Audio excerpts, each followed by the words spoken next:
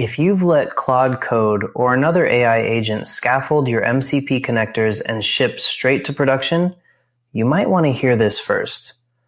Today, we're digging into why AI-built integrations keep failing quietly.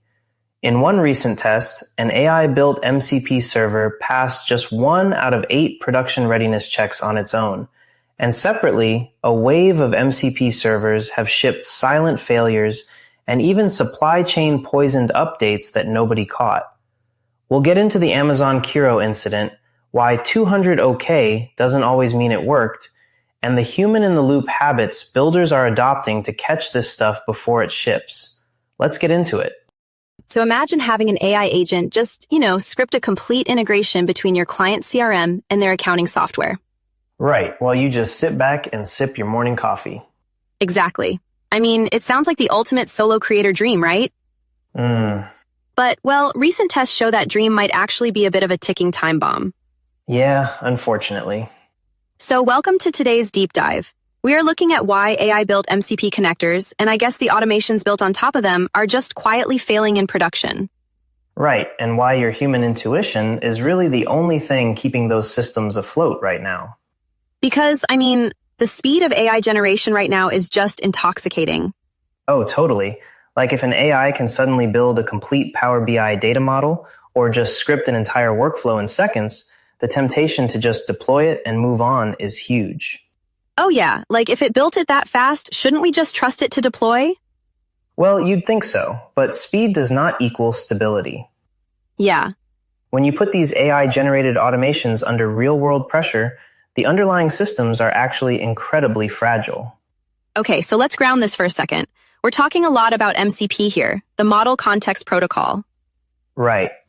And for you listening, just think of MCP as like the universal translator that lets your AI talk securely to your local data and tools. Yeah, it's basically the bridge. Right, the bridge. But apparently, when AI builds that bridge itself, it's structurally unsound. Yeah, CData actually recently ran a stress test on this exact thing. They let Claude Code try to build an enterprise-grade MCP server from start to finish. Wow, with no human help. Right, 0 human intervention. And out of 8 evaluation dimensions, the AI failed 7 of them. Wait, 7 out of 8? That is wild. What exactly is breaking down? Well, it's a lot of pagination bugs and, honestly, silent data loss. Silent data loss sounds terrifying for a business. It is, and here's why it happens. AIs are incredibly good at syntax, right? Mm-hmm. They can write a flawless API call to retrieve a single page of data. Okay, sure. But they struggle heavily with statefulness and the broader system architecture. Ah.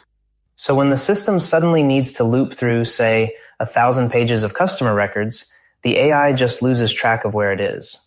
So it compiles fine, it passes the initial tests, but under real load, it just drops data. Exactly. It's like an AI building a Hollywood movie set. Oh, that's a really good way to look at it. Yeah, it perfectly copies the surface level syntax. The paint is dry, the windows shine. It looks exactly like a real house from the front. Right. But it doesn't understand the underlying physics of water pressure. Mm-hmm. So the minute a client tries to actually use the plumbing, the illusion collapses, and there's just water everywhere. Yeah, and for a solo builder managing systems for small businesses, that plumbing bursting means your client's e-commerce orders suddenly stop syncing. Right, which is a disaster. So because we can't trust the AI to understand the physics of the system, we have to inject strict human-in-the-loop safeguards. Okay, so we need guardrails. Exactly. We need to put guardrails up before the code even gets written. Yeah. And then again when it's running. So if we can't trust it in the dark, how do we practically babysit that build phase?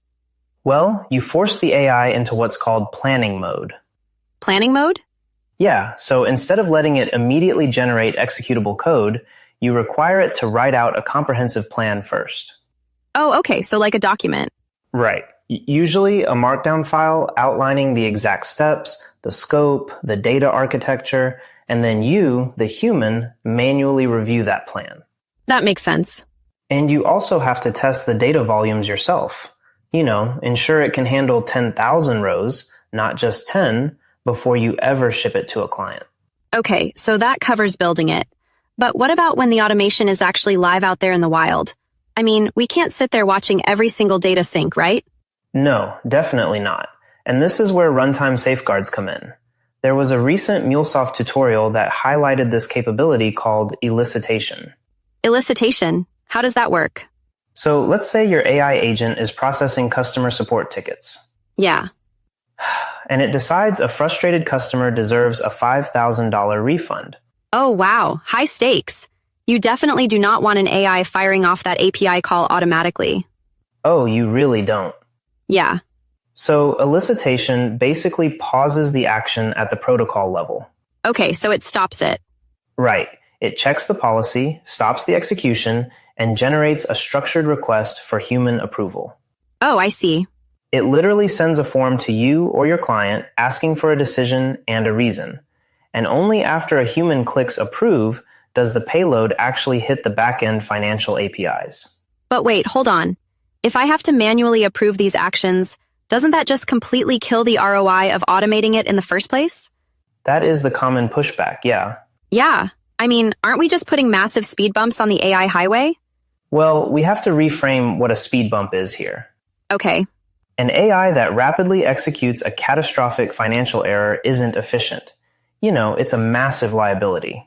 Yeah, fair point. So elicitation is a structured speed bump. The AI is still doing like 99% of the heavy lifting. Right. It's gathering the context, reading the ticket, preparing the payload.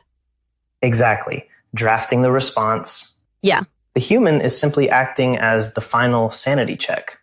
Which brings us all back to you, the solo builder listening right now. Your entire business model relies on reliability. Absolutely. If you are scaffolding automations for clients using these AI agents, an AI-built workflow isn't truly done until a human actually validates it. Right. If you ship these automations without testing real data volumes and verifying the error handling yourself, you are just setting your clients up for a very painful collapse. Yeah, totally.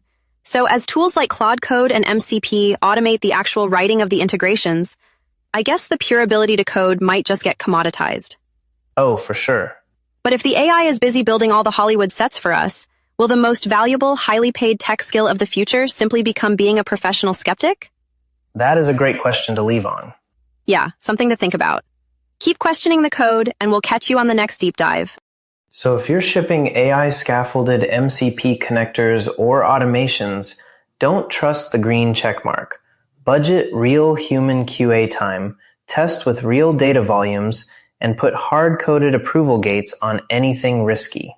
If this made you want to go audit your own agent's tool calls, drop a like, comment which connector you're checking first, and subscribe so you don't miss tomorrow's episode. See you next time.